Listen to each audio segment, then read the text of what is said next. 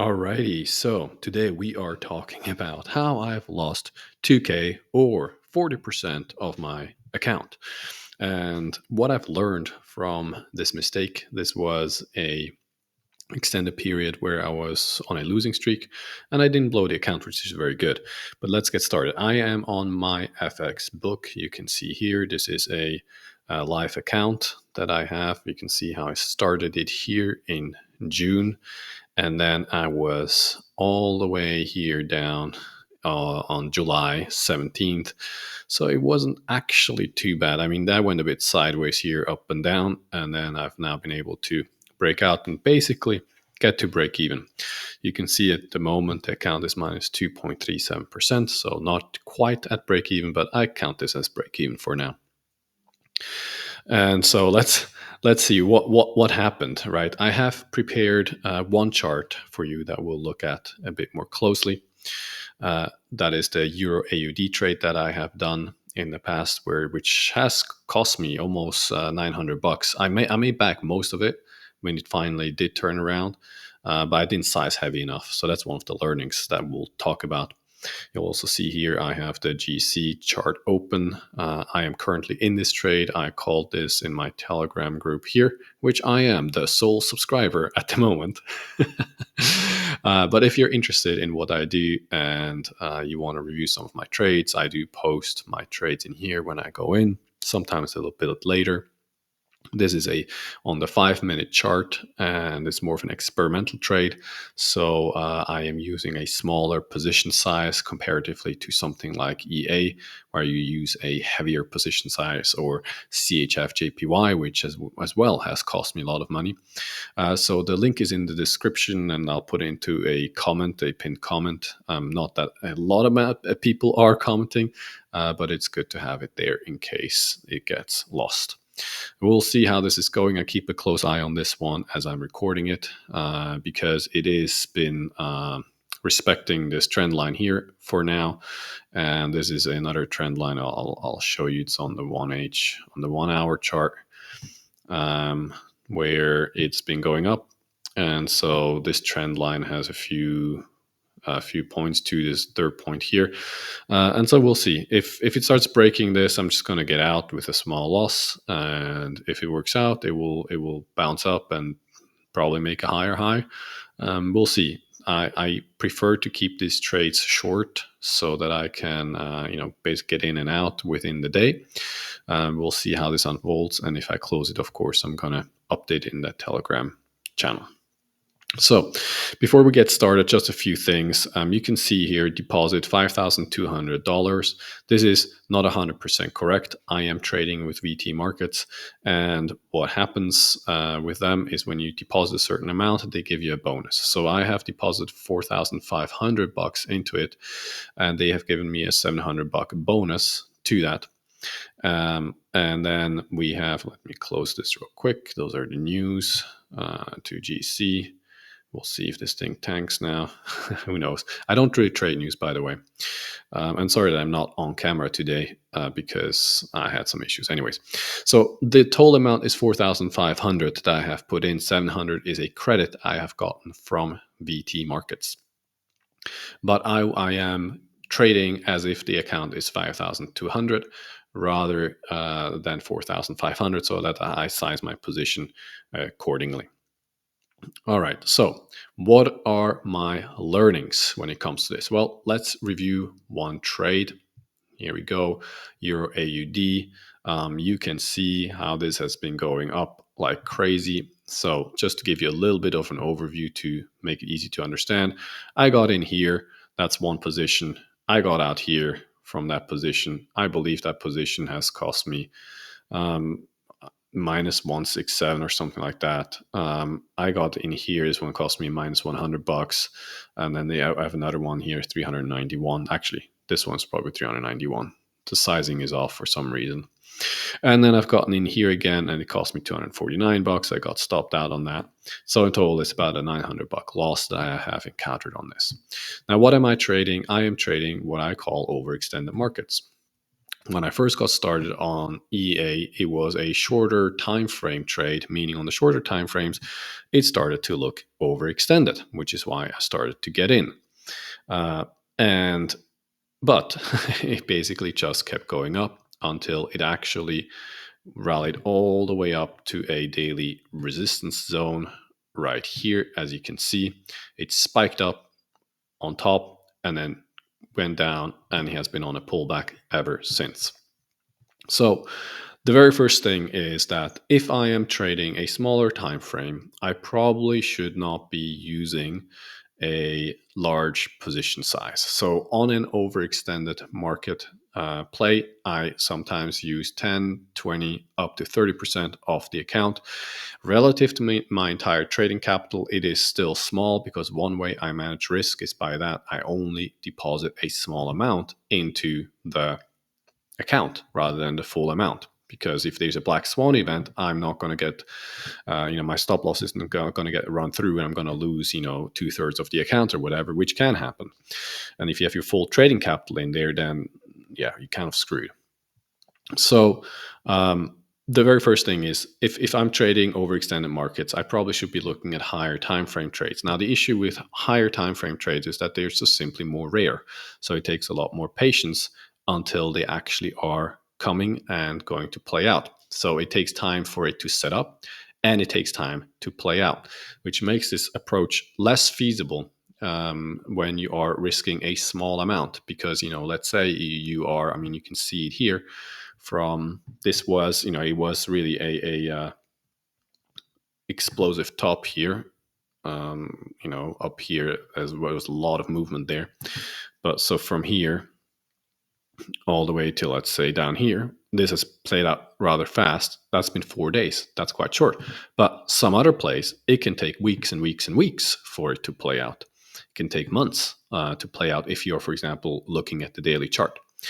So, anyways, sticking to what I was saying, if I'm using a smaller time frame, I probably should also reduce the position size, or I should manage it more closely and get out quicker rather than waiting for it to hit my stop loss. Because the way I play with the overextensions is that I use a 1-to-1 risk reward ratio, and I use a large stop loss. Okay, with several hundred pips sometimes, and that way I can manage it as it go against me. I can add positions to it. I can get out at break even or a small loss, or whatever. So I haven't managed this position, and in the end, I lost maybe $200 on it, because when it finally spiked up, I was able to manage it accordingly. And what I did up here, which you can't see, but basically one position got stopped out. I had another position that was still running when it was up here. And as it spiked up, I switched to the 5-minute chart, and I started going in, and I started scalping it. I'm not sure if I can pull it up on the 5-minute. I think it's not too far back just yet.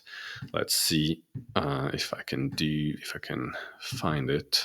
Gotta get a bit further back so that we can do it. I'm on a trackpad today. I don't have my mouse with me, which is really unfortunate because it's going to bore you to death, I would assume. Yeah, this might take too long. All right, here we go. Now we're getting into the vicinity of it.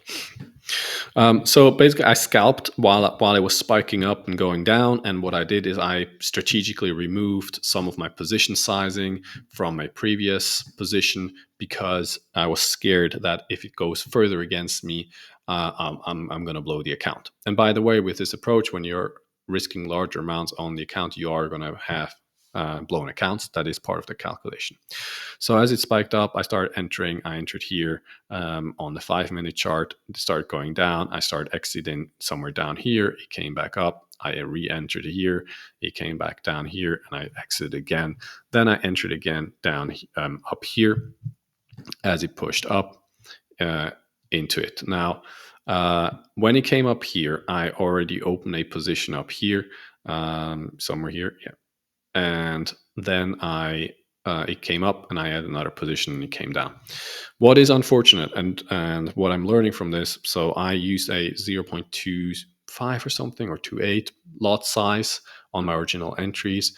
When he came up here, I went in with a one standard lot in it, and then I scalped around. And I reduced my positions in my other entries that I had. And when he came here, it was 0.28, another 0.28 that he came in. I would have done a lot better if I simply would have waited all the way up here for one more push up and then went in much heavier, like the one standard lot. Then I would have made a lot more money and I would have made my losses back that I had incurred, plus profit. In the end, this trade cost me about $200 because I was able to make $700 back, which is not bad, considering how awful it went against me. I mean, it's pretty bad how this went against me. The other thing is that this was part of Nick's trades. You can check out Nick. He's my mentor. He has helped me tremendously. And when I got started with my live account, I was like, maybe I follow a little bit along with him rather than trying to do too much by myself. And then he had issues with his margin, which I wasn't unaware of. So he was not trading his usual. And that has resulted for me starting to, incur more and more losses like he did as well. Now, what I've learned from this is at some point I was like, okay, well, especially once he said, hey, I got issues with margin. I can't really trade how I usually trade. I was like, okay, screw it. I actually need to be more self-sufficient. Don't just follow someone and do what they are doing. They can go on losing streak. They can have whatever factors in play that you're unaware of or don't know about. And so I was like, I need to start to make my own calls. And so I followed less, and I follow less of his trades, and I'm starting to make more and more of my own trades, which is the right way to go anyways. But this was a really good wake-up call for that. That basically, when you're in this game, you are by yourself. Yes, you can rely to some degree to some of the people that you're following. They can be, you can bounce ideas off them or whatever. You can check what they're doing. But what can happen is that you start to question yourself and you start to question your approach, which is not very useful for this whole thing. So this was EA, which has cost me a bunch of money. And then I made back some of the money, which was really nice. The other trade that I went into that cost me a bunch of money, it was CHF JPY, which is a similar story. Let me just go on to the 4-hour chart here. One thing I have started to use is more trend line again. I had a moment or time where I didn't use any trend lines at all. And you can see here, so this thing, it basically started going up. I started shorting here and it further pushed against me. I should have just held. So that's another lesson here. I should have just held, added to it as it was going against me, because look, it would have played out beautifully.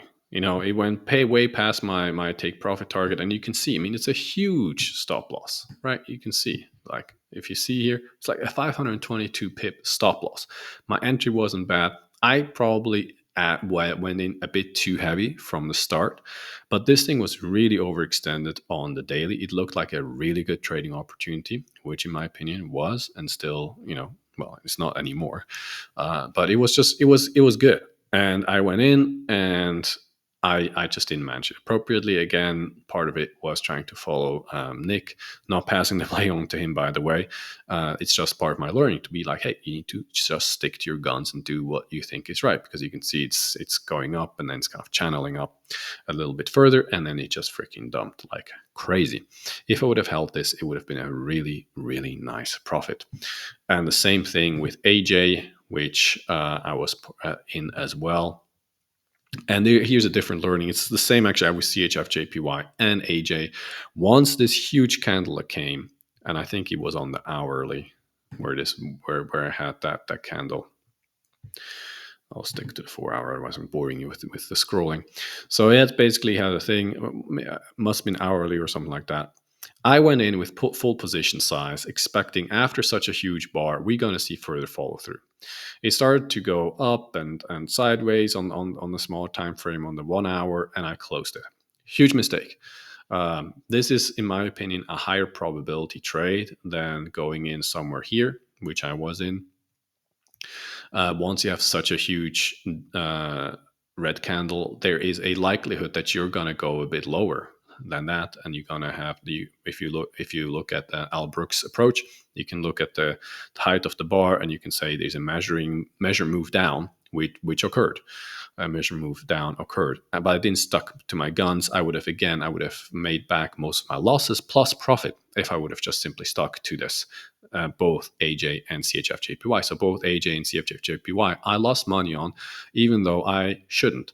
In terms of if I would have simply entered, stuck to my guns, I would have made the money back and profit. So that's another learning that I have from this losing streak. Now, the other thing that is less about um, the charts and the trading is more about my psychology. So the good thing is I didn't freak out during this time. Part of why I didn't freak out is because I only put in $4,500. This is not my entire trading capital. My currently allocated trading capital is 50,000, and probably I can have a bit more, so I have some leeway to the upside as well. So I'm not super strapped for cash, and it's not like this is the only account I have. So I was pretty relaxed when I took those trades and I started having a losing streak and went down all the way 40% in the minus. And I knew I can recover from this once I start taking trades that are going to work out more, and they are a little bit less difficult to manage, which happens. So, for example, Euro JPY was a beautiful trade that I took.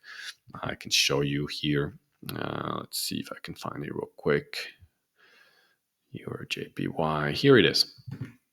Euro JPY was a very nice trade that I took. It really went up a lot, so it went very fast up. So that and Euro JPY, when you look at it, it rarely moves this much into one direction without any pullback. If you were to look at a different pair, USD JPY or just JPY pairs in general, this kind of movement is much more a regular occurrence versus the Euro JPY pairs. Again, here I took a 5-minute entry. This was a time where I was like, I'm going to listen to myself. I'm not going to listen to Nick anymore. I know he took this trade. He came onto my radar when I saw the chart, and then what I was looking for is one more push up. I think he entered somewhere else, and I went on to 5-minute and I actually got this entry, which is really good. And then I exited down here as it started to spike up somewhere on this spike up here, and I re-entered again here, and I took profit here, which made me, I don't know, $800 or something like that. So that was a really good trade, and so this worked out pretty fast compared to AJ or CHFJPY, which for weeks just did not want to go down. They just kept going up and staying in the same area. While this one, I took it and it went down, channeled down. So it was quite a nice trade.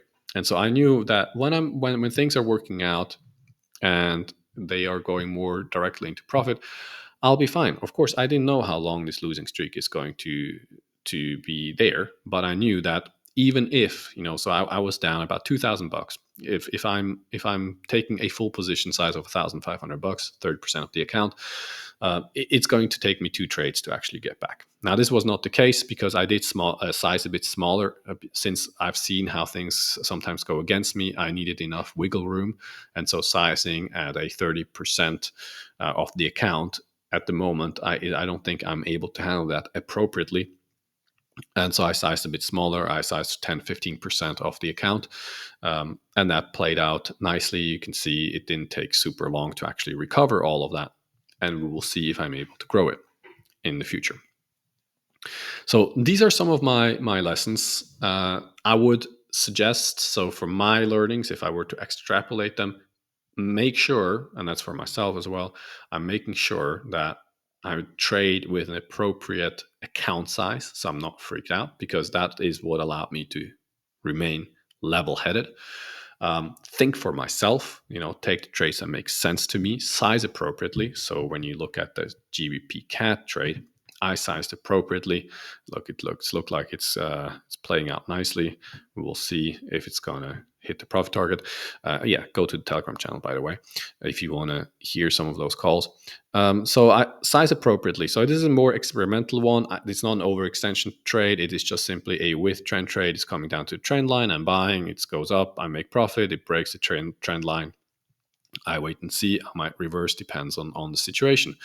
But I'm sizing appropriately. So if this goes against me and I have to close down here, the total risk on this was $70 all the way down here. So if it goes here, let's say this is halfway, this is $35.